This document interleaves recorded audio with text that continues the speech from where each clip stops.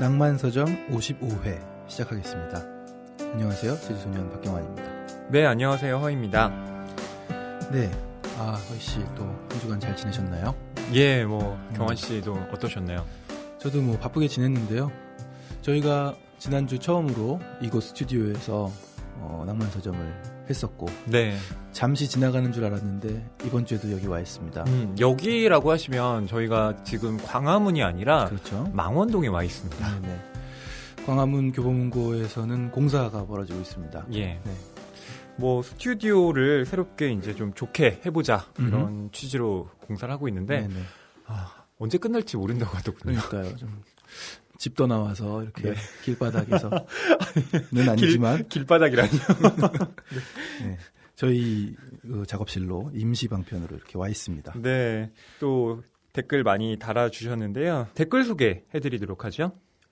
솔림님입니다. 19살 때 읽은 나무가 제가 접한 첫 베르베르였습니다. 좋은 평을 많이 듣고 읽었는데 생각보다 예측 가능한 결말들에 실망했고 그 이후로 베르베르를 읽지 않았습니다. 위험한데요. 계속 읽어도 될까? 네. 제3인류도 예전에 실망했던 기억 때문에 읽을 마음이 없었는데 이번 낭만서점 듣고 궁금해졌습니다. 당신이 책을 펼친 순간부터 10년 뒤의 이야기다. 정말 언제 읽어도 같은 놀라움을 줄까? 저도 경환님과 비슷한 생각이 들었어요. 그리고 낭만서점에서 소개해주신 소설의 과학적 요소들도 그닥 흥미롭지 않았지만 다른 흥미로운 점을 찾았네요. 베르베르의 여러 책들에 같은 인물이 등장한다는 것을 처음 알았거든요. 에드몽 LG. 네. 경환님이 지적하신 사족 같은 것들 때문에도 여전히 확 끌리진 않았지만 에드몽이라는 인물이 궁금해서 꼭 읽어보고 싶다는 생각이 듭니다. 하셨습니다. 예. 솔림님이 또 네네. 의견을 남겨주신 건 경환 씨의 작용이 굉장히 컸네요. 좀 의견이 조금 비슷하네요. 네. 네. 하지만 지난 시간에 이미 많이 피력했기 때문에 네. 오늘은 좀 베르베르에 대해서 네. 예, 어디 지나가다 만날 수도 있고 그만하도록 하겠습니다. 예, 하지만 저는 네. 이제 곧 2권으로 네네. 예, 돌입할 생각입니다. 2권 읽기 시작하셨어요? 예, 이제 첫 문장. 저 다 읽었어요. 네? 신만 읽었어요. 네. 2권을 막 넘기면서 네. 지구 대사 있잖아요. 네. 지구 대사만 주로 읽으면서 짜자자작 넘겼더니 네. 한 30분 만에 읽던데요. 지구만 읽으셨군요. 네, 지구만 읽어봤어요. 지구가 귀여워서. 귀여워서? 네. 나중에 좀 투정도 부리던가요? 네, 그랬던 것 같아요. 워낙 대충 읽어서. 알겠습니다. 네, 그리고 또 주생님 남겨주셨는데요. 네. 베르나르 베르베르는 한국에서 워낙 유명한 작가라 의도하지 않게 생각보다 많은 작품을 읽었어요. 의도를 안 하셨군요. 네. 개미, 나무, 뇌, 웃음, 네네. 카산드라의 거울 등등등. 그렇죠. 친구 집 가면 막 있고 맞습니다. 그렇잖아요. 그렇죠. 네. 그 중에서 가장 기억에 남았던 작품은 웃음이었어요. 처음부터 약간 미스터리한 사건을 다루고 있어서 추리소설일 듯 읽었던 기억이 나네요. 제3인류는 너무 길어서 크크크. 겁먹고 못 읽고 있었는데 낭만서점에서 이렇게 소개해 주시니까 읽고 싶어지네요. 네. 저희들이 그래도 여러분들께 이 제3인류에 대한 독서욕을 불러일으켜 드린 것 같아서 보람이 있습니다. 네. 그 다음에 클래식코이님 한동안 뜬맛이다 했더니 네, 휴가 나와서 휴가 예, 다 밀린 에피소드 들으셨다고. 네, 기억납니다. 클래식코이님 군인이시죠. 네, 공군으로 지금 복무 중이라고 하시는데요. 49회 셜록 편에서 책 선물 당첨되었다는 걸 이제야 알게 되셨다고. 네, 합니다. 제가 예언을 했네요. 박경환님께서 언제 들을까라고 하시던데 정말 한 달 넘게 지나서 알게 되었네요. 네. 죄송합니다 하셨습니다. 클래식코이님 부디 또 이제 복귀하셨을 테니까 네. 더운데 잘 지내시기를. 저녁 후에도 그 마음 변치 말고. 그러게요. 저희 책 선물 한번 드리도록 하죠. 네. 오늘 책 선물은 솔림님께 드리도록 하겠습니다. 예. 댓글 또 많이 부탁드리겠습니다. 네. 책이 가득한 그리고 소설을 사랑하는 책방. 이곳은 낭만서점입니다.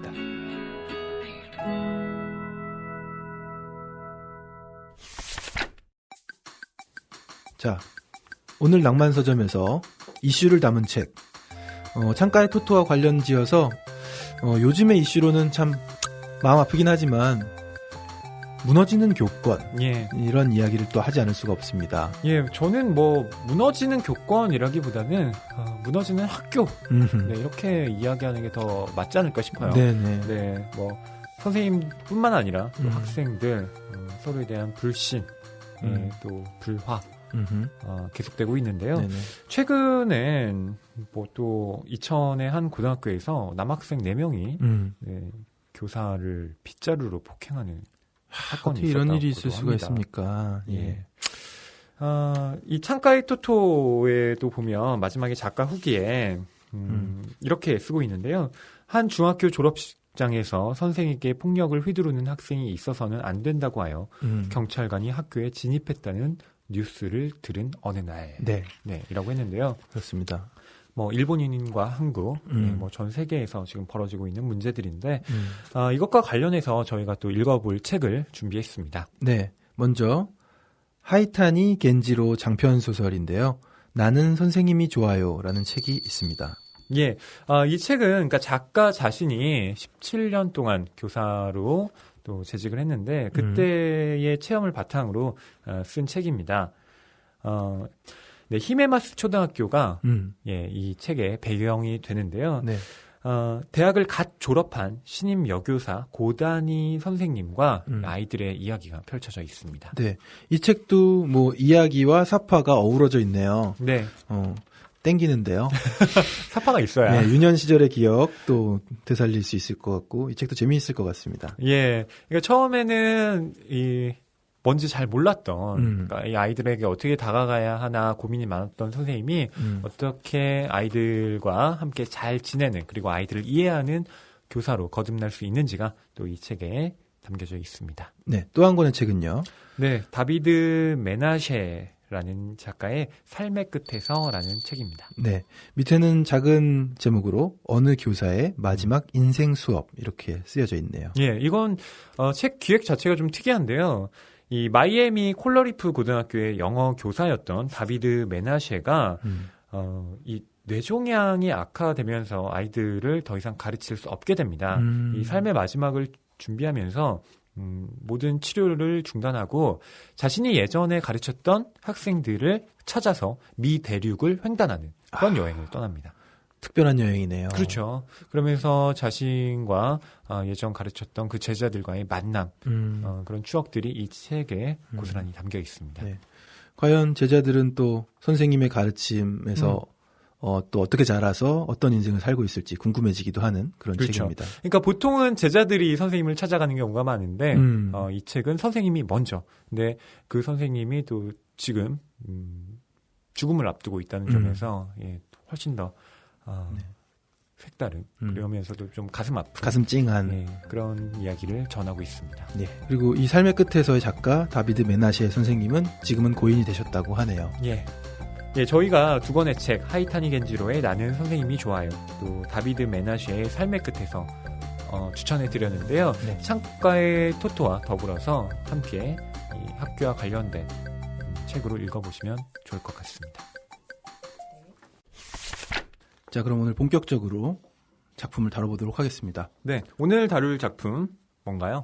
구로야나기 테츠코, 창가의 토토입니다. 네, 구로야나기 테츠코 라는 이 작가에 대해서 경환 씨가 먼저 또 생소하실 테니까 여러분께 소개를 해드리도록 하겠습니다. 구로야나기 테츠코는 좀 유명한 작가인가 봐요. 저도 처음 들었는데 일본에서는 굉장히 유명한 분인 것 같습니다. 네. 일본의 오프라 윈프리로 불리는 구로야나기 테츠코가 진행하는 테츠코의 방은 일본 방송계 사상 최초의 토크쇼 프로그램인 테츠코의 방을 40여 년 가까이 진행하고 있는 명사회자요.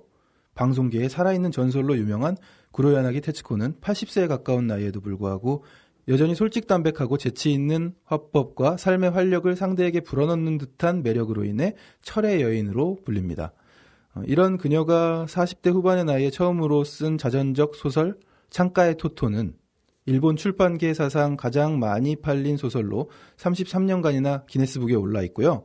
인류에게 가장 큰 교육적 영향을 끼친 작가들에게 수여하는 코르체크상을 수상한 이후 미국, 영국, 독일, 러시아, 중국, 인도, 이집트, 싱가포르 등 세계 35개국에서 번역 출간되어서 토토짱 신드롬을 낳기도 했다고 하네요. 예. 굉장한 분입니다. 구로야나기 테츠코라는 그러니까 이름이 사실 우리나라에서는 창가이 토토라는 저자로서 유명하지만 네. 일본에서는 뭐 책에 대한 저자일 뿐만 아니라 방송인으로서 예, 잘 알려진 인물이죠. 네네. 테츠코의 방이라는 프로그램을 40여 년 가까이 하셨대요. 예. 제가 작년 기사를 찾아봤거든요. 2015년. 그때까지 무려 39년 3개월, 25일 동안 1인 토크쇼를 진행했대요. 그렇군요. 이거는 뭘까요? 배철수 음악 캠프. 거의 배철수 음악 캠프 내지는 뭐 전국 노래자랑 송혜 선생님 네. 생각이 나기도 하고 굉장히 그렇죠? 장수 프로그램 지금 진행하고 계시는 분인데. 네, 여기에 출연한 그 사람들의 면면도 대단해요. 예, 뭐 마가릿 대처 전 영국 총리죠. 그리고 미국 영화 배우 찰턴 헤스턴, 또 테너인 호세 카레라스, 플라시노 도밍고, 예, 프랑스 여배우 카트린 드네프도 있고요.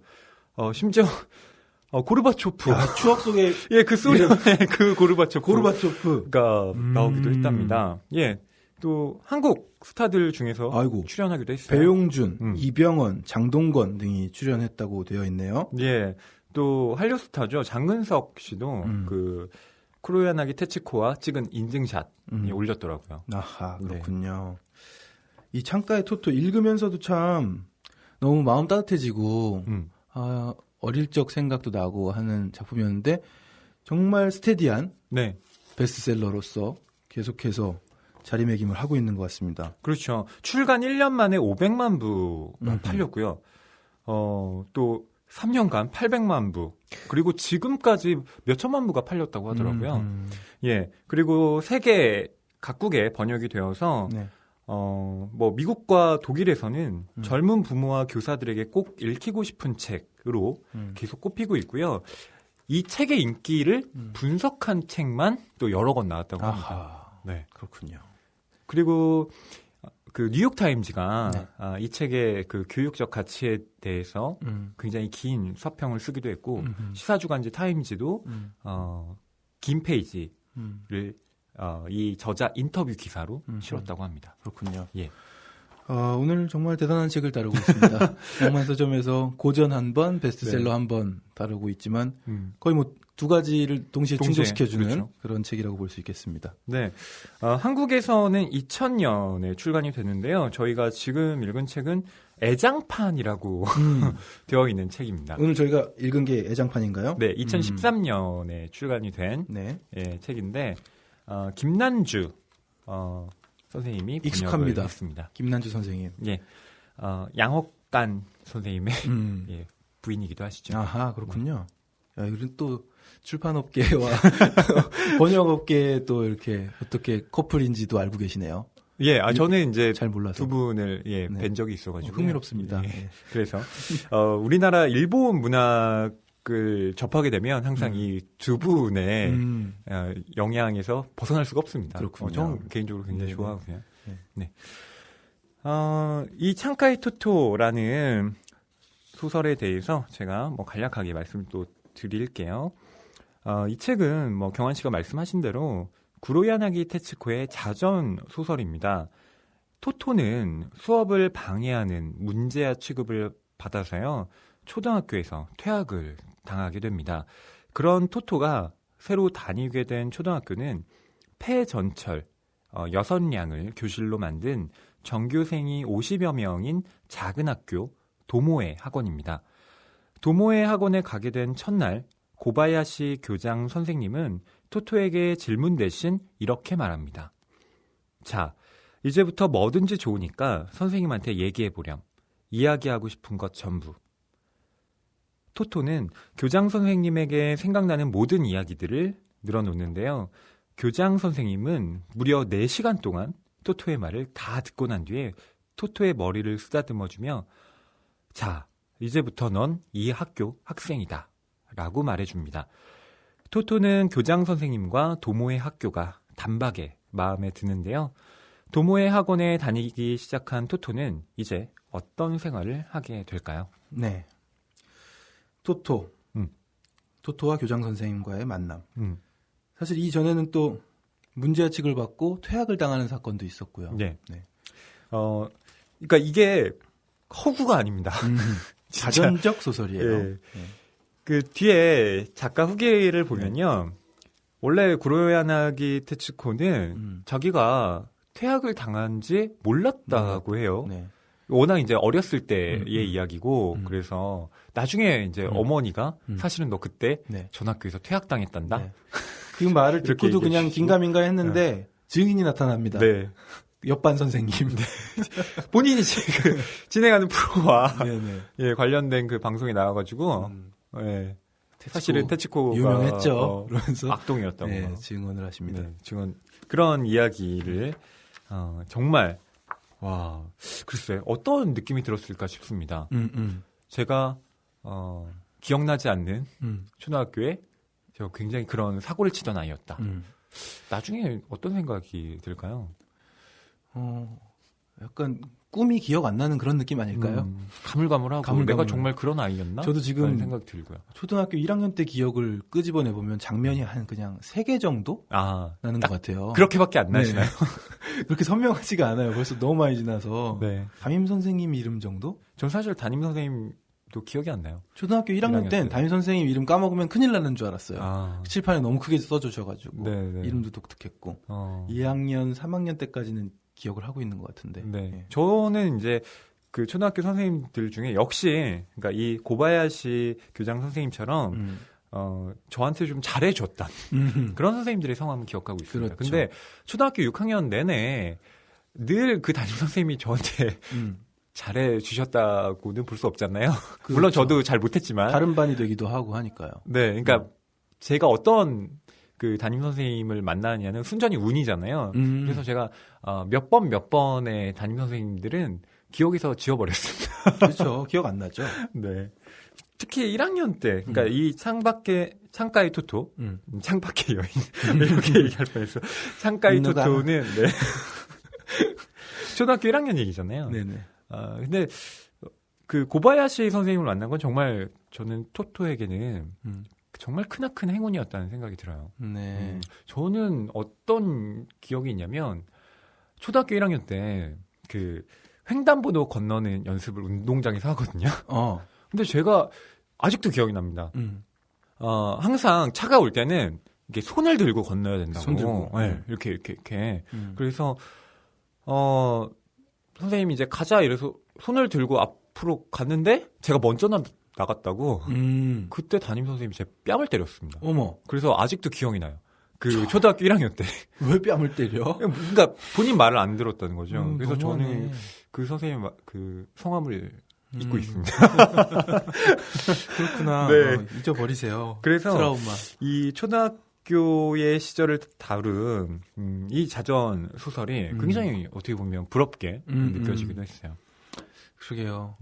그 정도 뺨 때리는 정도의 폭력적인 선생님은 한 중학교 때 나타나는데. 네, 근데 초등학교 1학년 진짜 꼬꼬마였던 네. 시절인데 네네. 그에 아우, 어디 때릴 때가 있다고. 충격적이네요. 네, 그랬는지 모르겠습니다. 저는 이 교장 선생님과의 첫 만남, 그러니까 교장 선생님이라는 실존 인물이죠. 이 고바야시 선생님의 캐릭터를 드러내는 이 방식. 이게 그러니까 뭐 소설적으로 꾸며낸 게 아니라 이 선생님이 진짜로 이렇게 등장을 함으로써 교장 선생님이 갖고 있는 인간적인 면모가 저는 정말 적실하게 보여진다고 생각했거든요. 네. 그게 바로 토토의 이야기를 4시간 동안 들어준 거죠. 그러니까요. 어떻게, 꼬마의 이야기를 4시간 동안 듣는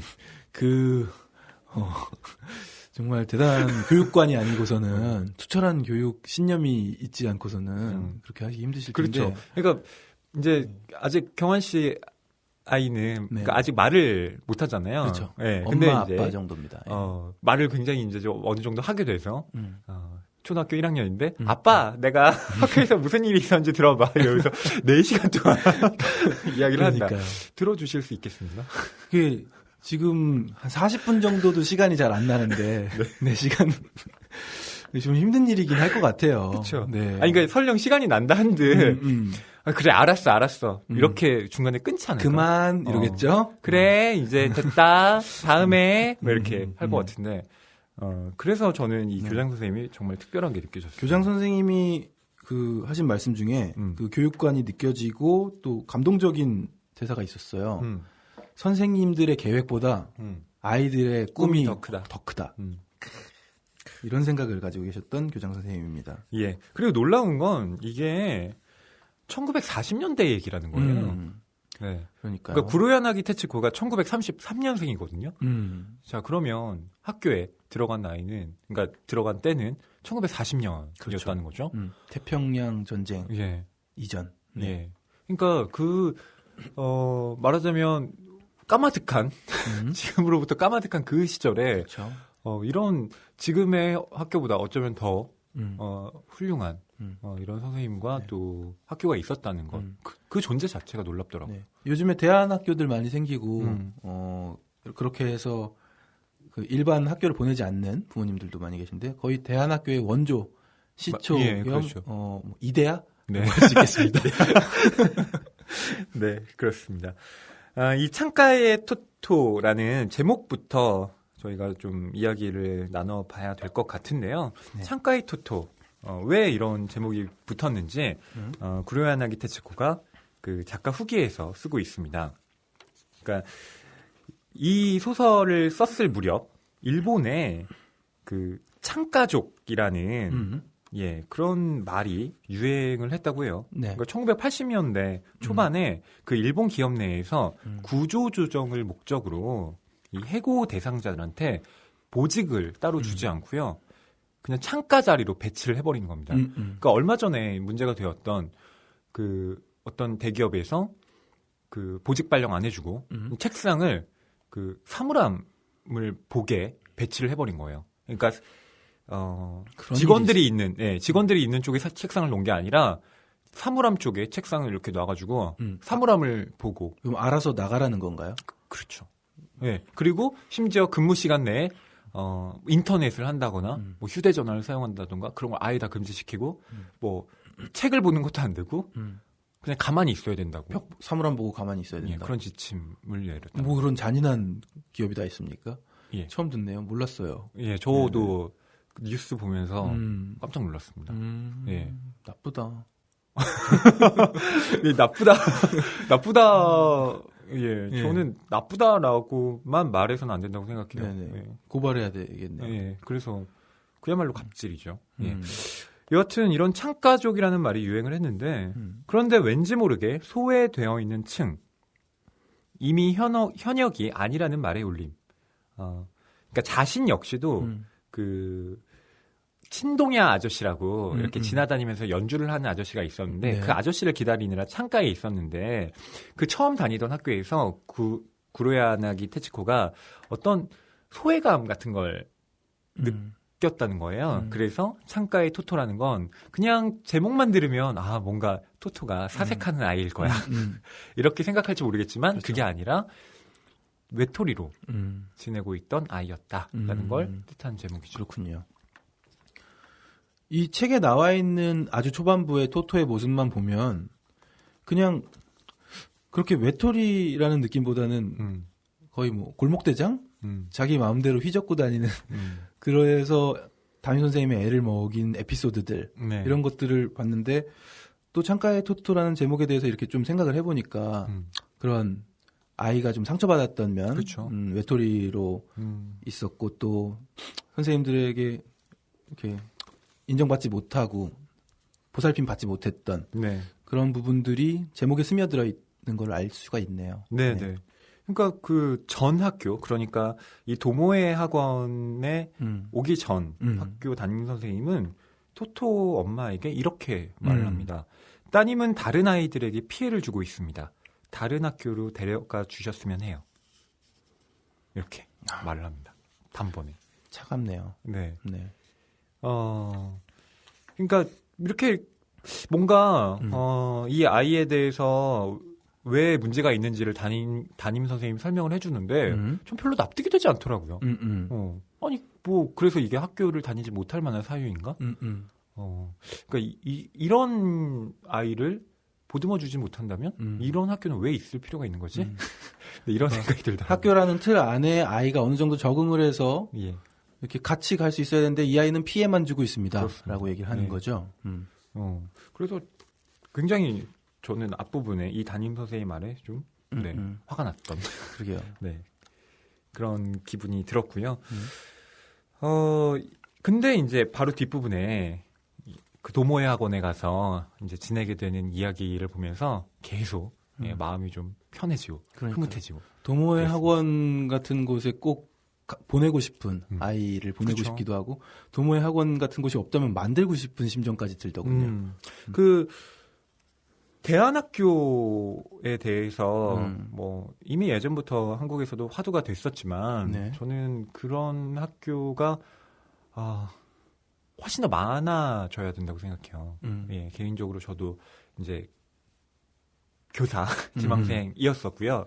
그렇기 때문에 이제 교직 관련 수업을 많이 들으면서 대안학교의 존재에 대해서 많은 관심이 있었거든요. 근데 생각보다 대안학교가 그 찾기가 힘들고 또 일반 학교에 비해서 뭐 학력 인정을 받기도 어렵고 네, 그렇다 보니 좀 진학하기가 어려운 측면이 있죠. 그렇죠. 네. 대안학교의 현실적인 문제는 선생님들 월급이라고 제가 네, 또 들었는데 네, 예. 그렇죠. 그 힘들 것 같아요, 정말. 그렇죠, 그렇죠. 그런 좋은 뜻을 가지고 모이셨는데 선생님들은 또 생계가 유지돼야 하고 하는 그런 현실적인 문제들도 얽혀 있을 것 같습니다. 네, 이 창가의 토토 저희가 에피소드 하나를 좀 읽어드리도록 하죠. 그리고 이야기를 계속 진행해 보겠습니다. 교장 선생님은 토토 앞으로 바짝 의자를 당겨놓고 마주보고 앉아 이렇게 말했다. 자, 이제부터 뭐든지 좋으니까 선생님한테 얘기해보렴. 얘기하고 싶은 것 전부. 얘기하고 싶은 것? 뭘 물어보면 그때서야 대답해야 하나 생각하고 있던 토토는 무슨 이야기든지 해도 좋다는 말을 듣자 너무나도 기뻐서 금방 조잘조잘 얘기하기 시작했다. 순서도 말투도 좀 뒤죽박죽이었지만 아주 열심히. 지금 타고 온 전철이 아주 빨랐다는 이야기, 역 개찰구에 있는 아저씨한테 부탁했는데도 표를 주지 않았다는 이야기, 전에 다니던 학교의 여자 담임 선생님이 아주 예뻤다는 이야기. 토토는 이런 이야기들을 줄줄이 늘어놓았다. 교장 선생님은 웃기도 하고 고개를 끄덕거리기도 하고 그래서? 라며 덩달아 맞장구를 쳐주기도 했다. 토토는 신이 나서 계속 이야기했다. 그런데 마침내 할 이야기가 동이 나버렸다. 토토가 입을 다물고 생각에 잠겨있자 선생님이 말했다. 이제 더 없니? 토토는 이대로 끝내버리기엔 너무 아쉽다는 생각이 들었다. 모처럼 이야기를 마음껏 할 수 있는 좋은 기회인데 무슨 이야깃거리가 더 없을까? 머릿속이 바쁘게 움직였다. 아, 다행이다. 마침내 토토는 새로운 이야깃거리를 찾았다. 그것은 그날 토토가 입고 있는 옷에 관한 이야기였다. 토토의 옷은 대부분 엄마가 손수 만들어주는데 오늘 입은 옷은 산 것이었던 것이다. 그 이야기마저 해버리자 이제 아무리 생각해도 정말 더 이상 할 이야기가 없었다. 토토는 좀 슬픈 생각이 들었다. 토토가 한참 동안 그런 생각을 하고 있을 때 교장 선생님이 의자에서 천천히 일어났다. 그리고 토토의 머리에 크고 따뜻한 손을 올려놓으며 말했다. 자, 이제부터 넌 이 학교 학생이다. 그때 토토는 왠지 태어나서 처음으로 진짜 좋아하는 사람과 만난 것 같은 기분이 들었다. 그도 그럴 것이 태어나서 지금까지 단 한 명도 이렇게 긴 시간 동안 자기 이야기를 들어준 사람이 없었기 때문이다. 게다가 그 사람은 그 오랜 시간 동안 단 한 번도 하품을 하거나 지루한 표정을 짓지도 않고 토토와 똑같이 몸을 앞으로 내민 채 열심히 들어주었던 것이다. 토토는 그때 아직 시계를 볼 줄 몰랐는데 그래도 오랜 시간으로 느꼈을 정도니까 만약에 시계를 볼 줄 알았다면 틀림없이 더 놀랐을 것이다. 그리고 더욱더 교장 선생님에게 감사했을 것이다. 왜냐하면 토토와 엄마가 학교에 도착한 것이 8시였고 교장실에서 이야기가 전부 끝나고 토토가 이 학교의 학생으로 결정되었을 때 선생님이 회중시계를 보며 아, 점심시간이군 하고 말했으니까. 결국 꼬박 4시간 동안이나 교장 선생님은 토토의 이야기를 들어준 셈이었다. 전후를 막론하고 토토의 이야기를 그토록 열심히 들어준 어른은 정말 이제 여태껏 없었다. 네. 네. 토토가 처음으로 이 도모에 학원에 갔고 교장 선생님과의 면담 시간입니다. 그런데 좀 특별하죠? 네. 4시간 도모의 학원에 대해서 잠깐 말씀드리자면 이 학원이라는 명칭이 이 한국의 쓰임과 일본의 쓰임이 좀 다릅니다. 입시학원 이런 거 아니고. 네. 그러니까 한국에서는 학원은 그 사설 교육기관을 뜻하는 거잖아요. 그러니까 공교육이 끝난 이후에 우리가 방과 후에 가서 배우는 뭐 그런 학습 기관인데 일본에서는 그냥 공교육에서 만든 그런 기관도 학원이라는 명칭을 붙입니다. 네네. 네. 그런데 이곳에 전학 상담 하게 됐는데 좀 특별하죠. 일방적으로 4시간 동안 꼬마애가 이야기를 합니다.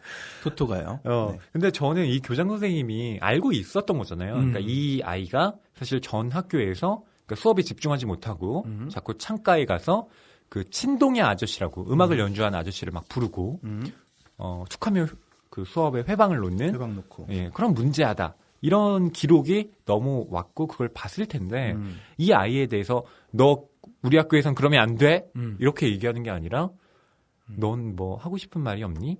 이렇게 먼저 이야기를 하도록 만들잖아요. 네. 그러니까 이 방식 이게 되게 놀라웠다는 거죠. 네. 참교육입니다. 근데 참교육이 진짜 말이 참교육이지 실현하기가 쉽지가 않잖아요. 네. 그러니까 아까 경환 씨가 말씀하셨듯이 그 아이의 말을 잘 들어준다는 것. 그러니까 단순히 듣는다는 게 아니라 경청한다는 게 얼마나 어려운 일인가요? 맞아요. 어린아이들의 이야기 속에 정말 시선을 맞추고 네. 머릿속엔 딴 생각을 하잖아요, 주로. 그러니까 아이들이 얘기를 그렇게 해도 하시는군요. 아니 뭐 지금은 알아들을 수 있는 말을 하지 않는 단계라 근데 조카 뭐 이렇게 좀 생각을 해볼 때 처음에는 이제 좀 수준 맞게 같이 잘 놀다가도 점점 이제 알 수 없는 막 티라노사우루스 얘기 막 하고 그래요. 그러면 이제 집중할 수 없는 그쵸. 단계가 오면은 저는 제 나름대로 또 뭐 해야 될 일들 생각하고 이러다 보면 이제 참교육이 아닌 대강교육이 일어나게 되는 거죠. 네. 저는 그 줄탁동시라는 말 교육학 시간에 처음 배웠거든요. 뭔가요? 줄탁동시가요.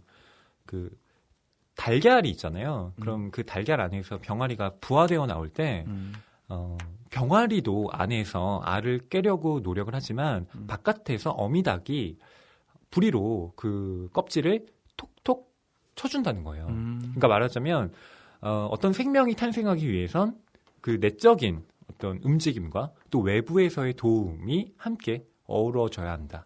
그것이 바로 교육이다. 뭐 이런 의미로 그 나오는 용어인데요. 이 교장 선생님과의 에피소드 보면서 그런 걸 다시 한번 느끼게 됐습니다.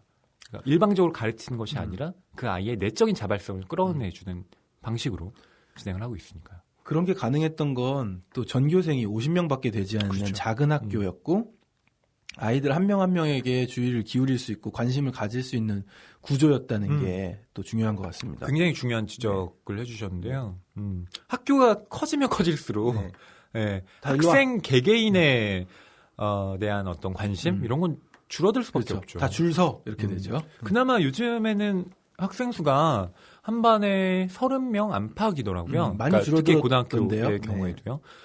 제가 다닐 때 제가 46번인가? 어이구. 그랬습니다. 경환 씨는 혹시 또 창가이 토토 읽으시면서 좀 기억에 남는 에피소드 있으셨나요? 저는 일단 조선 사람 나오는 장면이 있더라고요. 깜짝 놀랐어요, 읽다가. 그렇죠. 그래서 어딘가 슬퍼 보이고 그리고 그 아이가 토토에게 조센징이라고 이야기를 하죠. 네. 알고 보니 조센징이라는 단어가 조선인을 비하하는 말인 줄 모르고 사람들이 자신에게 조센징이라고 하면서 손가락질을 하니까 그게 그냥 욕인 줄 알고 토토한테도 욕을 하려고 토토를 보고 조센징이라고 한 겁니다. 그렇습니다. 그러니까 원래 그러니까 조센징이라는 말이요. 조선인이라는 뜻이에요. 그러니까 특별히 그 단어 자체로는 비하하는 의미는 없습니다. 그냥 일본인은 일본인이라고 발음하는 거랑 똑같거든요. 근데 사실은 맥락상 멸시의 의미가 담겨져 있는 거죠. 그러니까 그 사람에 대해서 되게 좋을 때 조센징이라고 얘기하는 게 아니라 그 사람을 깔볼 때 뭐 조센징이라고 하기도 하고 네. 혹은 센징 그냥 선인이라고 부르기도 했습니다. 아, 그랬군요. 1940년대니까. 그렇습니다. 그러니까 한국이 예, 조선이 일본의 식민지 네. 지배를 받던 강점기 그 후반이네요. 시절이죠. 네. 예. 참 토토를 읽다가 갑자기 이제 이런 장면이 나와서 네. 그러니까 저는 이 반갑기도 하고, 장면에서 저희 낭만서점에서 예전에 김사량 작가의 빗속으로라는 작품을 한 적이 있습니다. 네. 예. 그때 그 빗속으로가 바로 그 일본에서 살고 있는 그 제일 조선인들에 대한 이야기였어요. 예. 그래서 그 주인공인 아이가 조선인이 아니다. 그러니까 나는 조선인이고 싶지 않다. 이런 어떤 반감을 강하게 드러내거든요. 근데 사실은 그 아이의 어머니가 조선인이었고 그 아버지도 그 조선인의 피가 섞인 사람이었는데 그 정체성에 대한 고민을 담아내고 있는 네. 예, 그런 소설이었죠. 그 뭐 조금 더 부연 설명을 해드린다면, 그러니까 1940년대 일본이 이제 식민지 지배의 그 어떤 기조 중에 하나가 내선일체라는 개념이었습니다. 그러니까 내선일체가 뭐냐면 내지인과 조선인은 한 몸이다 이런 뜻이에요. 근데 내지인은 누굴 뜻하냐면 일본인을 뜻하고요. 네. 조선인은 말 그대로 예, 뭐 조선인을 뜻합니다. 근데 말이 한 몸이지 실제로 그 안에 차별적인 정책들이 계속해서 있었던 거예요. 뭐 이를테면 경성제국대학, 이게 뭐 지금의 서울대학교죠. 입학을 할 때도 조선인의 그 쿼터제가 훨씬 더 낮았어요. 공부를 잘해도 조선인은 그 대학에 들어가기가 힘들었고, 네. 또 뭐 다른 어떤 관직 진출에 있어서도 철저하게 가로막혀 있었고요. 그러니까 그런 측면에서 내선일체의 허위라는 것이 이제 뭐 계속 끊임없이 한계가 되는 건데, 여기에도 보면 내선일체라고 계속 선전을 하지만 이 안에서 일본인 내부에서는 조센징이라고 예, 비하하는 말이 욕처럼 쓰이고 있잖아요. 네. 예, 정확하게 그 허위를 고발하고 있죠.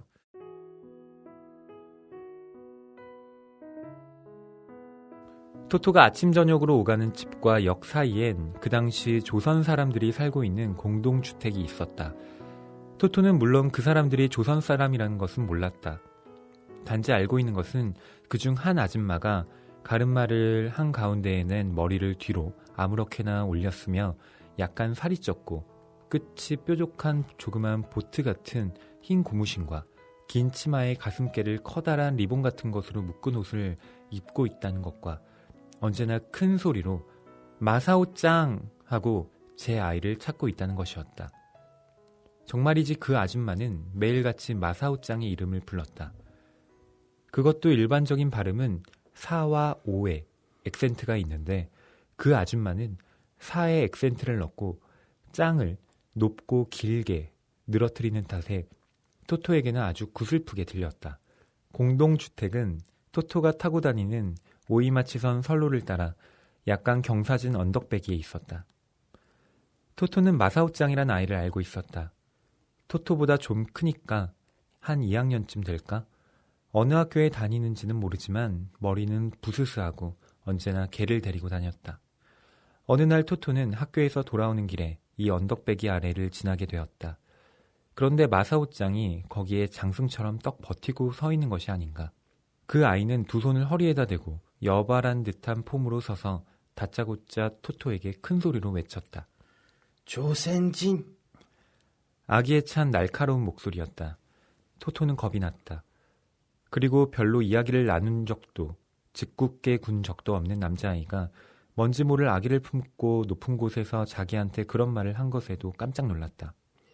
토토는 얼른 집으로 돌아와서 엄마에게 알렸다. 나한테 마사오짱이 조센징이라고 그랬어. 엄마는 토토의 말을 듣더니 가만히 손을 입에 갖다 댔다. 그러더니 순식간에 눈에 눈물이 가득 고였다. 토토는 깜짝 놀랐다. 굉장히 나쁜 말인가 보다 하고 퍼뜩 생각했었으니까. 엄마는 빨개진 콧잔 등에 눈물을 닦을 생각도 않고 조용히 말했다. 가엾게도 다들 마사오짱한테 조센진이라고 그러는 모양이로구나. 그래서 조센진이란 말이 남에게 하는 욕이라고 생각하는 거겠지. 마사오짱은 아직 몰라. 어리니까. 흔히들 욕을 할 때 바보라고 하지 않니? 마사오짱은 그런 식으로 누군가에게 욕을 하고 싶으니까 항상 자기더러 사람들이 그랬듯이 조센진하고 너에게 해본 거겠지. 알고 보면 모두 똑같은 사람인데. 정말 다들 왜 그렇게 마사오짱에게 심한 소리를 하는지 모르겠구나. 그러고 나서 엄마는 눈물을 닦더니 토토에게 천천히 다시 말했다. 토토는 일본이란 나라의 사람이고 마사오짱은 조선이란 나라의 사람이란다. 하지만 너도 마사오짱도 똑같은 어린아이야. 그러니까 절대로 저 사람은 일본인이라든지 저 사람은 조선인이라든지 그런 걸 구별하면 못 쓴다. 마사오짱한테 친절히 대해주렴. 조선 사람이라는 것만으로 그런 욕을 먹어야 하다니 얼마나 슬프고 잘못된 일이니. 예, 이 에피소드는 도모에 학원에서 있었던 건 아니고요. 네. 토토가 집으로 돌아오는 길에 예, 겪었던 일을 서술하고 있죠. 네. 동네에 함께 살고 있었던 조선인 가족, 그리고 그 중에서도 그 집 아이. 예. 그 아이가 어느 날 갑자기 토토에게 조센진이라고 크게 외쳤죠. 저는 토토의 어머니, 감동했습니다. 그러게요. 그 이야기만 듣고도 눈물을 흘리시면서 안타까워하시고 토토에게 또 참교육을 하십니다. 예. 이렇게 구분해서는 안 된다. 친절하게 대해주렴. 마사오짱에게. 네. 네. 그러니까 저는 이 창가이 토토라는 책이 단지 도모의 학원에 대한 이야기만은 아닌 것 같다는 생각이 들어요. 그러니까 이게 큰 틀에서 어떤 교육에 대한 이야기를 하고 있다면 그 교육은 학교에서만 이루어지는 것이 아니라 가정 내에서 그러니까 부모님께 배우는 것도 엄청나게 크다는 걸 그 부모의 중요성이 얼마나 민감하고 또 중요한 것인지를 말해주고 있다고 생각해요. 네. 저희가 아까 쭉 얘기했던 그 전학 에피소드, 퇴학이죠 사실. 퇴학당에서 옮겨가고 도모의 학원으로 가는 그 과정에서의 어머니가 토토를 돌보는 모습도 예. 정말 대단합니다. 그렇죠.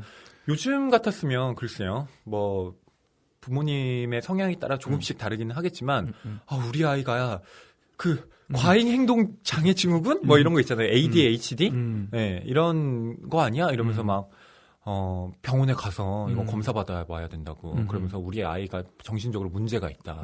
분명히 토토한테도 그러지 않았을까 싶어요. 근데 뭐 물론 이 당시에는 그런 개념이 없기도 하겠지만, 부모가 그렇다기보다는 우리 아이가 그래 좀 활발한 아이구나.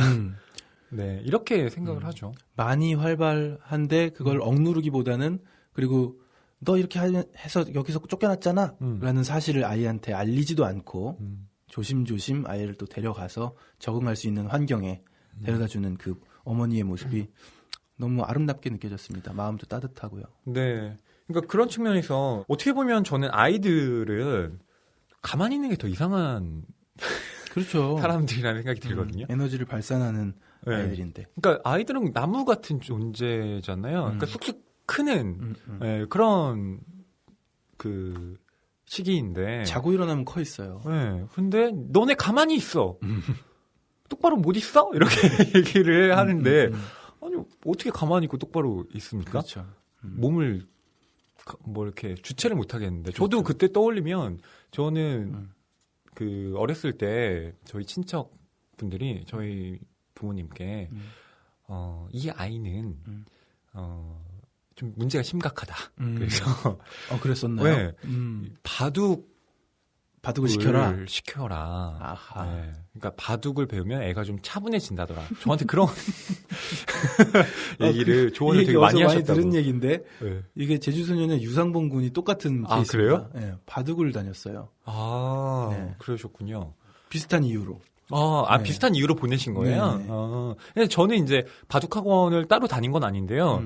그러니까 그만큼, 이거 애가 좀 이상하다. 그렇게 주변 사람들이 보기엔 그랬던 거예요, 제가. 장그래가 될 뻔하셨네요. 그렇게요. 저는 아마 그렇게까지는 못 갔을 겁니다. 끈기가 없어서. 여하튼, 글쎄, 그 당시의 기준으로 보면 저는 아마 과잉행동증후군? 물론 제가 지금 이렇게 큰 거에 대해서, 뭐 제가 잘 컸다는 게 아니라, 어떻게 보면 아이들은 대부분 그랬다는 거예요. 그렇죠. 네. 그 당시에 유행하는 사회학이나 뭐 아동 심리학 이런 게 있는 거 아닐까요? 그래서 그런 거 있죠. 그 아이들 바둑을 시켜봐라. 이것도 옛날 유행인 거잖아요. 요즘에 안 그러잖아요. 그렇죠. 그러니까 유행이 지나가는 것 같아요. 어떻게 보면. 네, 그런 것도 태권도를 있죠. 좀 시켜봐라. 근데 뭔가 억누르려고 하는 물론 그것을 좋은 방향으로 뭐 제어를 해나가려는 건 알겠지만 그때의 제어라는 것이 어른들의 입맛에 맞춰서 하려고 할 때 그 아이가 갖고 있는 개성들을 완전히 다 폐색시키게 되죠. 네네. 그래서 유상봉 군은 지금도 바둑 방송을 봅니다. 가끔. 그렇습니다. 바둑 방송, 낚시 TV 그런 거 주로 보더라고요. 네. 도저히 그 어렸을 때 그 상상할 수 문제아였다고는 문제아로 그 말하자면 사람들에게 네. 좀 안 좋은 시선을 받았던 사람이라고 생각할 수가 없군요. 그렇죠. 예. 요즘에 변모에 워낙 조용해졌죠. 삶 자체가 이제 조용한 것을 추구하게 정말 과잉 행동 장애가 있었다면 그걸 완벽하게 억누른 케이스입니다. 책이 가득한 그리고 소설을 사랑하는 책방. 이곳은 낭만 서점입니다.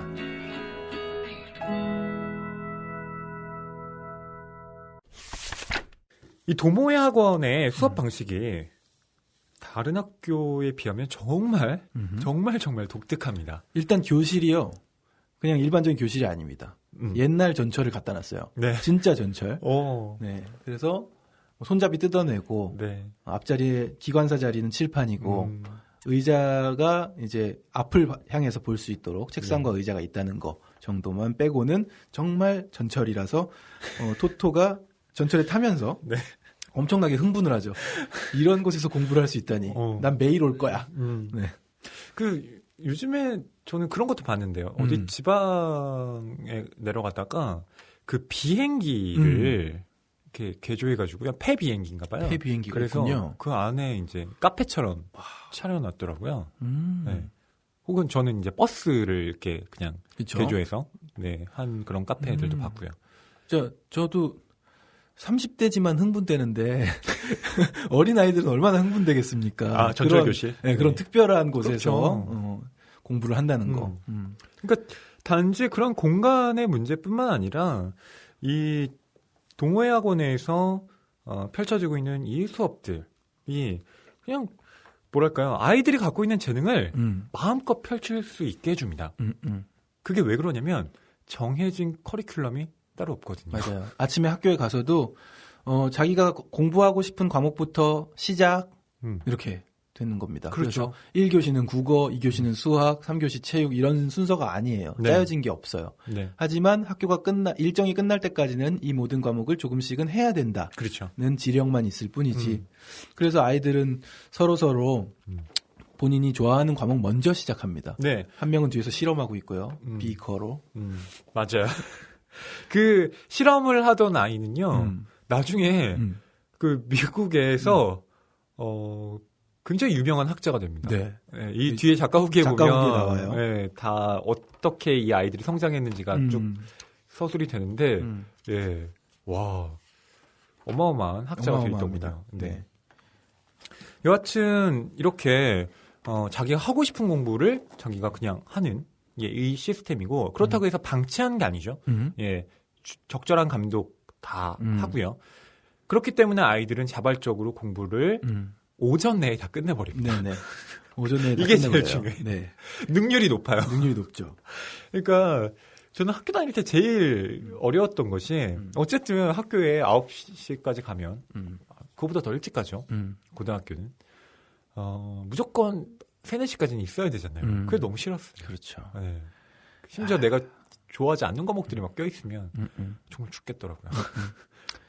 뭐 좋아하지 않는 과목들 교과서를 안 가져온 시간들이기도 하고 옆반으로 빌리러 가고 뭐 하나 제약에 걸리면 이제 손바닥 맞기도 하고 네. 뭐 이런 괜히 이제 공부하기 싫으니까 이제 교과서에 그 제목을 바꾸더라고요. 제목 바꾸고. 네, 국어 대신에 굶어. 뭐 이렇게 바꾸고. 네. 재밌는 거 많은데, 네. 기억이 안 나네요. 네. 그러니까, 이렇게, 뭐랄까, 학생들을 비효율로 몰아가고 있잖아요. 이런 정해진 커리큘럼이. 네네. 근데 이 학교는, 그러지 않죠. 맞습니다. 그래서 오후는 전부 산책 시간이라든가, 또 아이들이, 뭔가 뛰어놀 수 있는 환경을 조성해주고요. 네. 점심시간도, 저 인상 깊었어요. 네네. 굉장히 인상 깊습니다. 산과 들과 바다에서 나온 것 모두 싸왔니? 이렇게 질문을 하시죠. 맞아요. 교장 선생님이 항상 아이들의, 그러니까 부모님들에게, 아이들에게 산과 들과 바다에서 나오는 음식들을, 도시락으로 먹을 수 있게 해주십시오. 이렇게 부탁을 드리죠. 네. 그리고, 혹시 이제 집이 가난하다거나, 이렇게 반찬을 제대로 싸우지 못한 학생들이 있으면, 교장 선생님과 교장 선생님의 그 아내가 같이 요리를 해서, 그 모자란 반찬을 학생들에게 덜어주죠. 네. 배분해줍니다. 예. 네. 그런 거 보면, 글쎄요. 이 아름다운 점심시간이에요. 그냥 학생들을 정말 사랑하는구나. 그러니까 이게 정말 사랑한다라는 게 어떻게 보면 되게 상투적인 말인데요. 저는 요즘에 터지는 어떤 사학 비리들 보면서 이 사람들은 그냥 학생들을 돈으로 보고 있구나. 근데 그게 너무 실망으로 저한테 다가오는데 네, 이 고바야시 선생님 보면서 정말 이 선생님은 학생들을 학생 그 자체로 보고 있잖아요. 그리고 저는 이 친구들이 부르는 노래 그러니까 밥 먹기 전에 잘 먹겠습니다라고 하고 먹는 게 아니라 다 같이 모여서 노래를 하나 꼭 씹어요 모든 음식을 씹어요 모든 음식을. 네, 안 그래도 제가 요거 불러보려고 폈는데 경환 씨가 알아서 외우셨군요. 네네, 간단하잖아요. 네, 이게 원래 배를 저어라라는 네, 그 영국 곡이래요. 근데 이걸 이제 개사를 해서 그렇죠. 이렇게 붙였다고 합니다. 정확하게. 김난주 선생님이 번역을 딱 맞게 하셨어요. 네. 저도 한번 이거 읽으면서 불러봤거든요, 집에서.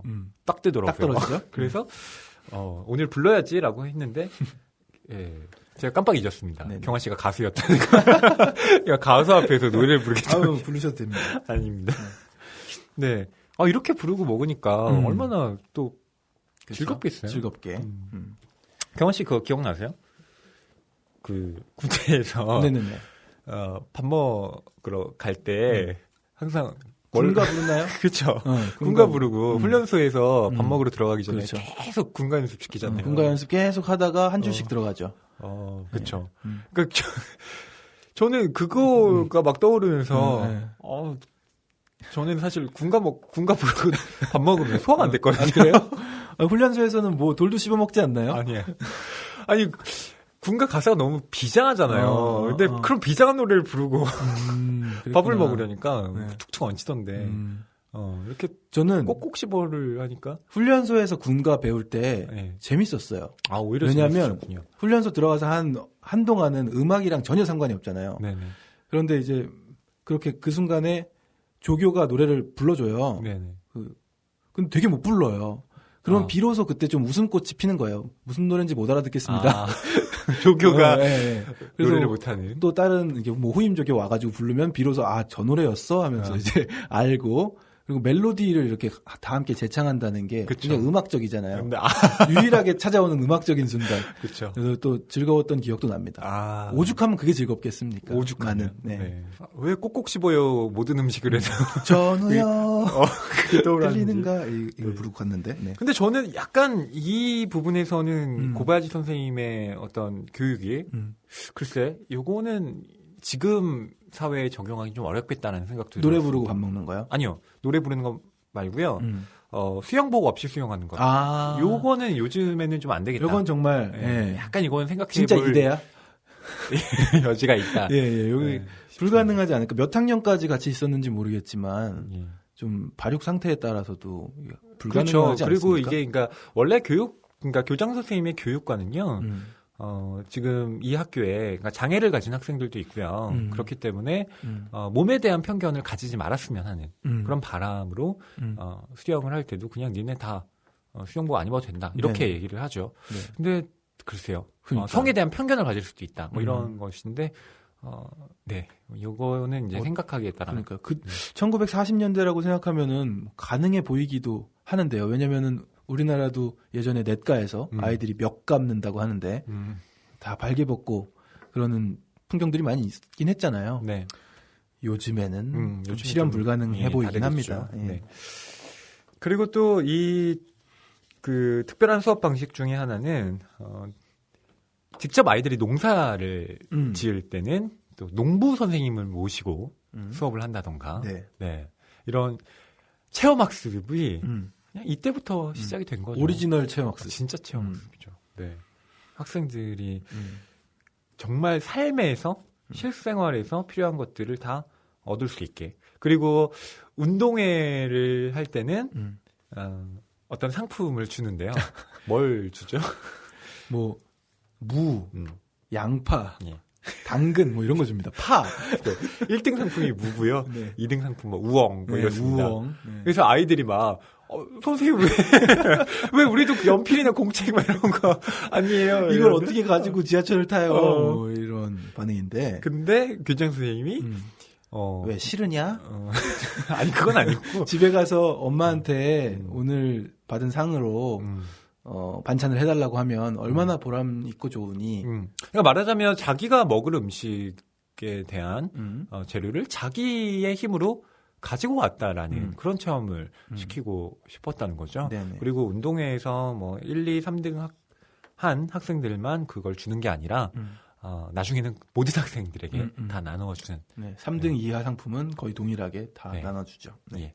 그리고 또 다카시를 위한 운동회라고 해도 과언이 아니었던 네, 그런 운동회이기도 했죠. 맞아요. 다카시가 아까도 잠깐 말씀드렸던 키가 자라지 않는 친구인데 이 친구를 위해서 많은 글쎄요 자세히 나오진 않지만 편법을 썼나요? 어떻게 해서든 다카시가 계속 1등을 합니다. 예. 그러니까 그 좁은 곳을 통과하는 네, 그런 운동회의 종목도 있었는데요. 그런 걸 하면 그러니까 다카시는 몸집이 작기 때문에 다른 학생들보다 수월하게 나올 수가 있죠. 그러니까 이제 학생들은 다카시 부럽다 이렇게 하고 이제 다카시도 자존감을 형성하게 된 거죠. 근데 보통의 체육대회였다면 다카시가 1등을 할 수는 없었죠. 그렇죠. 다카시는 앉아 있기만 해야 될 수도 있는 네. 그런 상황일 텐데 사랑이 넘치는 운동회입니다. 그렇습니다. 저는 이 창가의 토토가 또 각별하게 다가왔던 이유가 뭐 앞서 말씀드렸지만 제가 학교에 대한 뭐 여러 가지 생각들을 하고 또 그에 대한 글도 하나 발표를 한 적이 있습니다. 제가 기획평론이라는 게 있었는데요. 그러니까 기획평론이라는 건 자기가 쓰고 싶은 평론을 쓰는 겁니다. 한 원고지 한 80매 정도의 분량으로 쓰는 건데 제가 그때 썼던 제목이 학교는 생각하지 않는다라는 제목이었습니다. 여기 있나요? 아니 없습니다. 저 좀 미리 주시죠. 읽어보게. 예, 제가 뭐 드린 그 가이드에는 없고요. 네. 제 블로그에 올렸는데 이게 세계문학이라는 문예지 지금 이제 폐간이 됐는데요. 제가 등단한 문예지이기도 합니다. 근데 세계문학이니까 당연히 문학 중심의 비평을 하고 해야 되는데 제가 뜬금없이 학교는 생각하지 않는다라는 제목으로 기획평론을 써서요. 그때 많은 사람들이 너 뭐 하는 짓이냐라고 그래요? 저한테 약간 그런 피드백이 온 적이 있습니다. 토토가 되셨었네요. 그렇습니다. 약간 그런 소외감, 창가로 가버린 토토가 됐는데요. 근데 저는 여기에서 다뤘던 것이 그냥 학교에 대한 이야기뿐만 아니라 결국 많은 작품들이 그 교육, 학교에 대한 이야기를 하고 있고 또 제가 여기서 다뤘던 건 학교 폭력에 대한 이야기였거든요. 그러니까 이 당시에 제가 글을 썼던 당시에 굉장히 일어나서는 안 될 사건. 그 대구에서 이 한 학생이 투신 자살을 했습니다. 예. 근데 그게 이제 같은 학교 학생들의 그 폭력, 따돌림, 구타를 견디지 못하다가 유서를 남기고 목숨을 끊었는데요. 그때 남긴 유서, 제가 유서와 또 그 어머니 그러니까 그 세상을 떠난 아이의 어머님이 세상에서 가장 길었던 하루라는 제목으로 책을 내셨어요. 네. 그 책을 보고 제가 이 비평문을 쓴 거거든요. 네. 근데 결국 제가 여기에서 하고 싶었던 얘기는 뭐냐면, 이런 제도의 타성에 젖은 학교는 배움을 실천하지 않는다는 거예요. 그러니까 원래 학교는 당연히 배움의 공간이지만 어느 순간 학교라는 이 공간이 배움을 위한 곳이 아니라 사회의 재생산 그리고 어떤 특권 계급 그리고 사회의 어떤 부속품을 생산해내는 그런 곳으로 전락해 버렸기 때문에 학교 폭력이라는 것도 어떻게 보면 필연적으로 발생하게 되는 예, 그런 문제라는 것을 지적한 글이었는데요. 저는 장기적으로 보면, 그러니까 멀리 보면 안 읽어주시나요? 그래서 결국 이게 되게 긴 글이라. 길어요. 네. 네, 계속 들고 계시는데 읽어주진 않으셔가지고. 예. 긴 글이라 좀 그렇고요. 어디 가서 볼 수 있나요? 허희 씨 블로그에서? 예, 제 블로그에도 있고 나중에 제가 이제 비평집을 예, 출간하게 되면 거기에 꼭 실을 예고합니다. 그 책이 나오면. 허희 씨 블로그 이번 주 방문자 수가 좀 올라가겠는데요. 예, 그래 주시면 감사하겠습니다. 대안학교에 대한 그리고 도모의 학원과 같은 이런 올바른 뜻을 가진 선생님들이 세운 학교가 훨씬 더 이게 보편화됐으면 좋겠어요. 네. 그러게요. 그러면 제도라는 게 이제 벽을 가로막고 있다는 느낌입니다. 제 주위에도 아는 학생들이 대안학교 많이 다니거든요. 그런데 검정고시를 봐야 해서 학력 인정이 되는 거죠. 그래요. 뭐 고민하는 그런 모습들 맞습니다. 많이 봐요. 예. 그런 제약조차도 좀 풀릴 수 있는 그렇게 되려면 넘어야 할 산이 몇 개일까요? 그러게요. 네, 좀 힘들어 보이긴 합니다. 하지만 뭐 검정고시는 검정고시대로 준비하면서 열린 사고를 하는 대안학교 생활을 하는 친구들 보면서도 또 뿌듯하기도 합니다. 저는 지금까지 학교를 되게 오래 다니고 있잖아요. 네. 가방끈이 가방끈이 이제 거의 돌돌 감아야 되는 많이 길어졌는데요. 돌이켜 보면 제가 학교에서 배운 지식들이 내 삶에 얼마나 도움이 됐지? 이런 생각을 해볼 때가 있는데요. 저는 그 무슨 수공 작업으로 책상을 만들지도 못하고요. 요리 하나 뭐 제대로 할 줄 아는 게 없습니다. 그런 점에서 내가 이렇게 중요하다고 배웠던 어떤 지식들이 사실은 학교에서만 중요한 것일 수도 있었겠구나. 그러니까 내가 어떤 대학에 진학하기 위한 그런 수단에 불과했구나. 그런 생각이 좀 괜히 좀 마음이 답답해질 때가 있습니다. 네. 낭만 서점에서 음악을 틀 수 있다면 지금 서태지와 아이들 3집에서 교실이 돼야 한번 듣고 오겠습니다. 하고 싶은데 네. 됐어.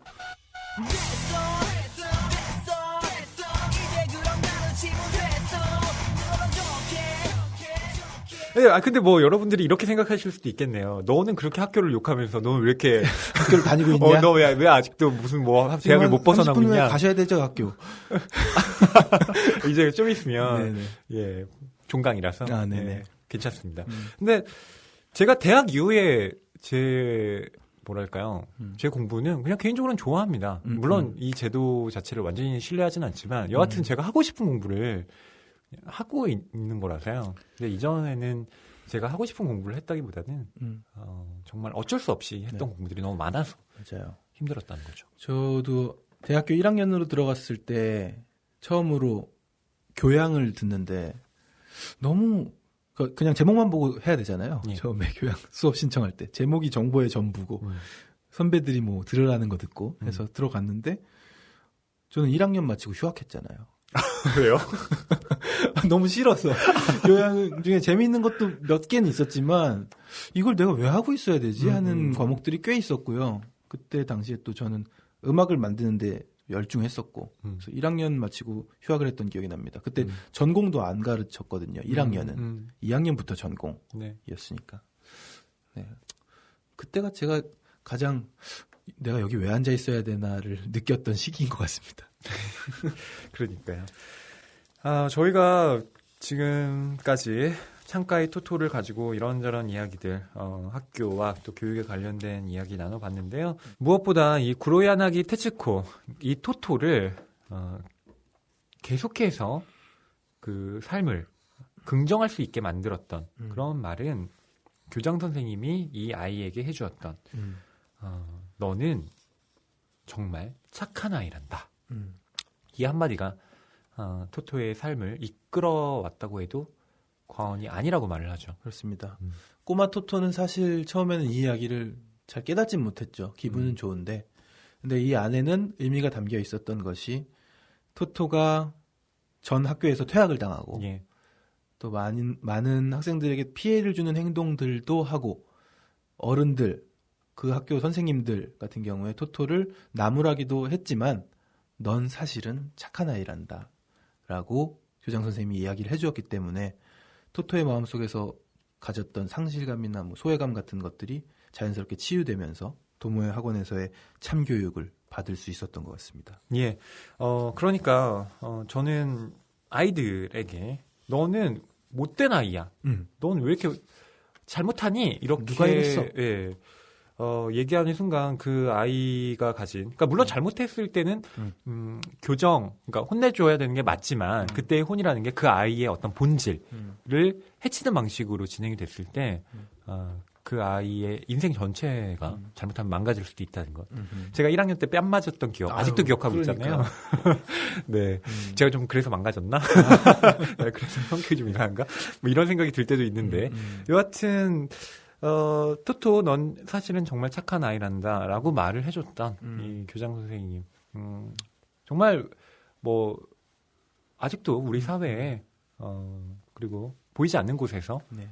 이렇게 훌륭하게 교육을 하고 계시는 분들이 계실 거라고 저는 생각합니다. 이게 뻔한 얘기긴 하지만요. 이런 생각도 들더군요. 아주 유명한 얘기죠.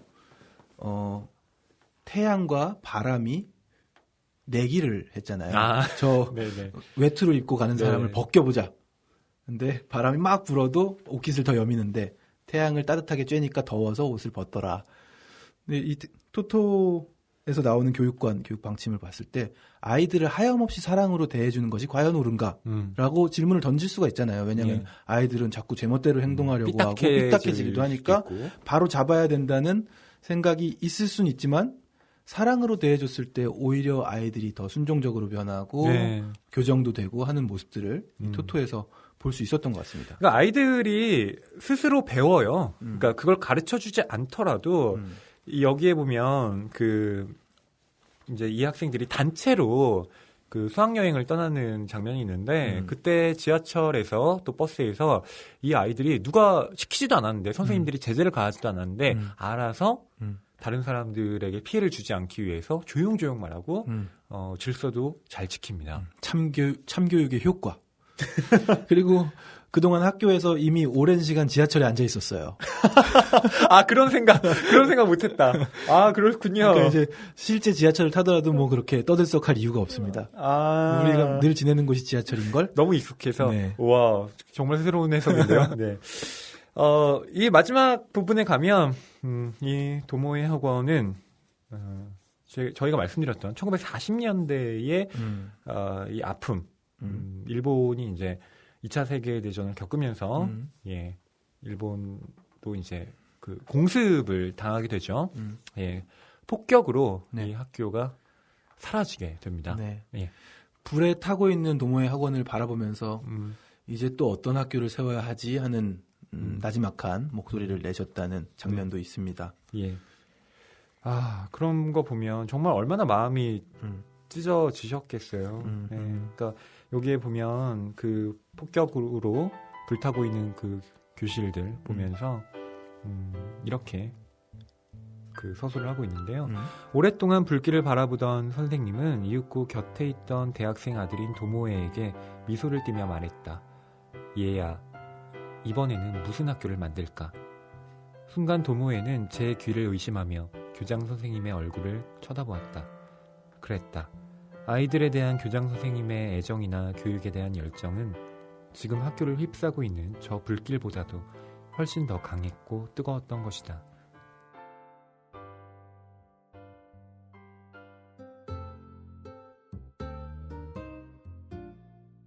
요새 토토는 이 다음에 크면 뭐가 될까 하는 생각을 하기 시작했다. 지금보다 어렸을 땐 친동야나 발레리나를 꿈꾸었고 또 처음 도모에 학원을 찾던 날에는 전철역에서 표를 파는 사람도 좋겠다 싶었다. 그런데 지금은 좀 여성스러우면서도 뭔가 독특한 일을 하는 사람이 되고 싶었다. 아이 참, 내 정신 좀 봐. 벌써 다 정해놓고서. 토토는 타이한테로 쏜살같이 뛰어갔다. 때마침 타이는 교실에서 알코올 램프에 불을 붙이고 있었다. 토토는 우쭐해하며 말했다. 나 스파이가 될까 해. 타이는 알코올 램프의 불빛을 쳐다보던 눈길을 토토한테로 돌리고는 토토의 얼굴을 물끄러미 쳐다보았다. 그런 다음 잠깐 생각이라도 하듯 시선을 창밖으로 주었다가 다시 토토를 바라보더니 또랑또랑한 목소리로 그리고 토토가 알아듣기 쉽게 천천히 말했다. 스파이가 되려면 머리가 좋아야 돼. 게다가 여러 나라 말도 할 줄 알아야 되고 그리고 거기까지 말하더니 타이는 잠깐 숨을 돌렸다. 그리곤 다시 똑바로 토토를 쳐다보고 말했다. 무엇보다 여자 스파이는 얼굴이 예쁘지 않으면 될 수가 없어. 그러자 토토는 천천히 타이한테서 시선을 거두어 아래로 떨구고는 고개마저 약간 숙였다. 타이는 잠깐 사이를 두었다가 이번엔 토토에게서 시선을 돌리고는 심사숙고하여 하는 말이라는 양 조그맣게 말했다. 더구나 수다쟁이는 스파이가 될 수 없지 않을까? 토토는 깜짝 놀랬다. 타이가 스파이가 되는 걸 반대해서가 아니었다. 타이의 말이 전부 옳았기 때문이다. 정말이지 타이의 말은 하나같이 수긍할 만한 것들이었다. 타이가 심술을 부리느라 하는 말도 물론 아니었다. 토토는 자기가 스파이가 될 수 있는 재능을 하나도 갖고 있지 않음을 마침내 알게 되었다. 스파이는 단념할 수밖에 없었다. 역시 의논하길 잘했다. 암만 그래도 그렇지 대단하네. 타이는 나이도 나랑 같은데 어떻게 그런 것까지 다 알고 있지? 만약 타이가 나 물리학자가 될까 생각하는데 하고 말하면 나는 무슨 말을 해줄 수 있을까? 넌 알코올 램프에다 불을 잘 붙이니까 될 수 있을 거야. 하지만 이런 말은 좀 유치하지 않을까? 아니면 넌 영어로 여우를 폭스라고 하고 신발을 슈즈라고 한다는 것도 알고 있잖아. 그러니 될 수 있을 거야. 왠지 이것도 충분하지 않은 것 같네. 토토는 골똘히 생각했다. 그렇지만 타이는 어쨌든 머리 좋은 사람들이 하는 일이라면 뭐든지 잘 어울릴 거야. 그래서 토토는 잠자코 플라스크 속의 거품을 들여다보고 있는 타이한테 다정하게 말했다. 고마워. 나 스파이는 관둘래. 그치만 너는 틀림없이 훌륭한 사람이 될 거야. 그러자 타이는 혼자서 뭐라고 중얼거리더니 머리를 극적거리면서 펼쳐진 책 속에 얼굴을 묻어버렸다. 스파이도 되긴 틀렸으니 이젠 뭐가 되면 좋을까? 토토는 타이와 나란히 알코올 램프의 불빛을 바라보면서 생각했다. 네. 타이는 토토가 좋아하는 남자입니다. 네. 정말 귀엽고도 재미있는 에피소드죠? 네, 스파이가 되겠다고 타이한테 이야기를 했는데 쪼르르 달려가서 자신의 장래 희망을 얘기를 했는데 타이는 한참 바라보더니 스파이는 얼굴이 예뻐야 돼 라고 조언을 해줍니다. 그러니까 토토의 반응이 더 웃겨요. 생각해보니 그러네. 너무 바로 수긍했어요. 네, 수긍해요. 아니 근데 뭐 얼굴보다는 수다쟁이는 안 되지 않을까? 여기에서. 네, 거기서 네. 수긍을 합니다. 거기서. 그래, 난 네. 수다쟁이지. 그렇죠. 난 스파이가 될 수 없겠구나. 난 스파이가 될 수 있는 재능을 갖고 있지 않구나. 수긍을 역시 의논하길 잘했다.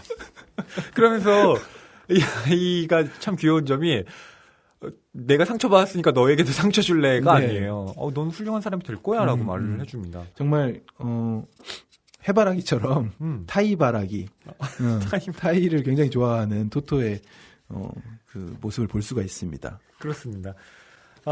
이 에피소드, 꿈에 대한 에피소드를 하는 장면에서 글쎄요. 저는 이 아이들이 그러니까 누가 뭐라고 하지 않더라도 본인의 미래 누구보다도 폭넓게 생각한다는 걸 알았습니다. 저도 네. 뭐 그랬던 것 같고요. 굳이 어른들이 안달복달하지 않아도 맞아요. 예. 꿈은 계속 변하죠. 그러니까 이 어떻게 보면 스파이라는 것도 시대의 산물이잖아요. 그러니까 뭐라고 해야 되나? 그 당시가 전쟁기였고 그렇기 때문에 스파이가 멋있게 그려졌던 거고 여자 스파이가 되겠다고 한 것일 텐데 그거에 대해서 너 말도 안 되는 소리 하지 마라 이렇게 부모님이 말을 하는 것도 아니고 그냥 그래? 이러면서 이렇게 응원을 나름대로 또 해주시잖아요. 며칠 있다간 딴 거 되겠다고 하니까 그때 바로바로 반응을 안 주시는 거죠. 네. 그것도 참 뭐랄까요 기다림의 미학이라고 할까요? 그런 지켜보는 태도야말로 아이들을 어쩌면 가장 잘 성장할 수 있게 하는 밑거름이 아닐까 싶습니다. 네. 제 기억에도 많이 바뀌었던 것 같아요. 최종적으로 드라마 작가도 있었는데 네. 지금은 싱어송라이터. 지금 어쩌다 보니 네, 뮤지션으로 살아가고 있습니다. 예. 경원 씨 창가의 토토 어떠셨나요? 네, 저는 역시 이 PD님의 예언대로 예견하신 대로 굉장히 재밌게 읽었고요. 네. 유년기의 기억을 떠올리면서 읽을 수 있는 독서는 언제나 즐거운 것 같아요. 네. 그렇죠. 그리고 저희가 언급을 해드리진 않았는데 여기에 나오는 이 그림들 정말로 좋습니다. 이 사파가가 따로 있죠. 네. 그런데 놀라운 건 이 사파가 이 소설과 맞춰서 제작된 게 아니에요. 그리고 이 그림 그리신 분이 돌아가신 이후에 오히려 양해를 구하고 사파를 삽입했더군요. 근데 그렇다고 믿을 수가 없는 게요. 예. 읽다가 정말 여기 몇 페이지인가요? 체육대회 하는 장면이었던가? 아이들이 이렇게 함께 그려진 부분이 있는데 문장이랑 그러니까 이 책의 내용이랑 너무 딱 떨어지는 사파가 막 들어있는 거예요. 네. 그래서 여러분들도 독서하실 때 사파와 함께 보시면서 더 재미를 느끼실 수 있을 것 같습니다. 네, 이 사파가는 이와사키 치히로라는 분인데요. 어린이를 평생의 테마로 삼아서 이 서양의 수채화와 또 동양의 수묵화를 결합한 이런 그림으로 유명한 분입니다. 이 이와사키 치히로의 그림을 또 감상하는 재미도 창가의 토토에서 느끼실 수가 있습니다. 존머 씨 이야기 읽으면서 장자크 샹페의 사파를 보는 재미가 있었다면 여기서는 또 이런 사파가 들어있습니다. 네, 정말 희대의 베스트셀러이지만 왜 이 책이 오랫동안 사랑을 받고 있는지 저는 이 책을 정말 이번에 처음 읽었거든요. 네, 읽으면서 알게 됐고요. 이 구로야나기 테츠코 저는 테츠코의 방을 한 번도 본 적은 없지만 한번 찾아보려고요. 그러게요. 그 TV 방송. 네. 일본의 오프라 윈프리 쇼다 하는 그런 프로그램인데 한번 좀 찾아봐도 좋을 것 같습니다. 네. 그리고 저는 구로야나기 테츠코가 무엇보다 마음에 드는 건 이분이 그러니까 이런 대담 토크쇼를 진행하다 보니까 혹은 이제 여러 사람을 만나다 보니까 뭐 인종 문제라든가 뭐 젠더 문제에 대해서 민감한 발언이 나올 때 있잖아요. 그러니까 이를테면 약간 저 사람이 인종차별적인 말을 하고 있다라고 했을 때 그냥 그렇군요 이렇게 눈치고 가는 것이 아니라 바로 그 자리에서 정색하고 당신 말 지금 잘못됐다고 틀린 말 하고 있다고 이렇게 지적을 엄하게 하고 따끔하게 발언하는 분으로 또 유명합니다. 그런 점에서 되게 좋아지더라고요. 네. 그렇게 말씀을 들으니까 테츠코의 방을 꼭 한번 찾아서 보고 싶네요. 네. 자막이 있으려나 모르겠네요. 구하면 또 구할 수 있으리라 생각합니다. 네, 여러분께서도 이 창가의 토토 읽어보시기를 추천하면서 오늘 방송 이만 마칠까 합니다. 저희 다음 방송 예고도 해드려야죠. 네. 자, 다음 방송인 낭만서점 56회에서는요. 정유정 작가님의 신작 소설 종의 기원 다룰 거고요. 57회에는 바로 이어서 정유정 작가님을 모셔서 대담 방송을 하도록 하겠습니다. 많은 기대해 주시고요. 오늘 낭만서점 55회는 여기서 마무리하도록 하겠습니다. 감사합니다.